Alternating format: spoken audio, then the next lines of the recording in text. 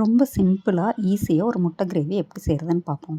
Mixie ஜாரில் ஒரு 7 பல்லு பூண்டு, சின்ன துண்டு இஞ்சி சேர்த்துக்கோங்க. இது கூடயே ஒரு கொத்து கருவேப்பிலை சேர்த்துக்கோங்க. நல்லா 3 தக்காளி மீடியம் சைஸாக இருக்கிறத கட் பண்ணி மிக்ஸி ஜாரில் சேர்த்துக்கோங்க. இது கூடவே ஒரு நல்ல பெரிய கைப்பிடி அளவு கொத்தமல்லி இலை மிக்ஸி ஜாருக்குள்ளே போட்டுக்கோங்க. இது கூடவே 1/2 டீஸ்பூன் மிளகாத்தூள் சேர்த்துக்கோங்க. இது கூடவே 1 டீஸ்பூன் கொத்தமல்லி தூள் சேர்த்துக்கோங்க.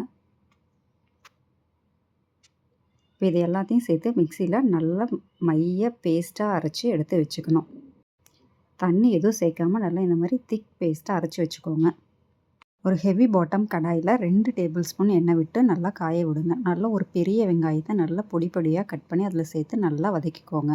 வெங்காயம் நல்லா ஒரு 50% நல்லா வதங்கினோன்னே இது கூடவே 1/4 டேபிள் ஸ்பூன் மஞ்சத்தூள் சேர்த்துக்கோங்க. இது கூடவே உப்பு சேர்த்துக்கோங்க. உப்பு சேர்க்கும்போது வெங்காயம் சீக்கிரமாக வதங்கி வரும்.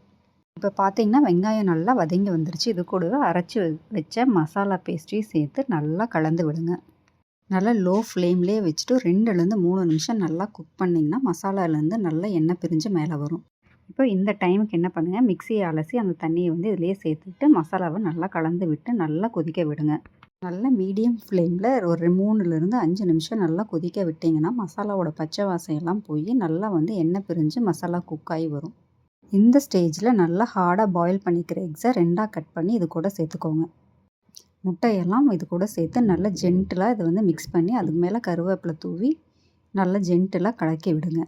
பார்த்திங்கன்னா ரொம்ப சிம்பிளாக ஈஸியாக ஒரு எக்கரி வீட்டிலேயே செய்யலாம். இது பார்த்திங்கன்னா சப்பாத்தி ரோட்டி கூடலாம் செம்ம காம்பினேஷனாக இருக்கும்.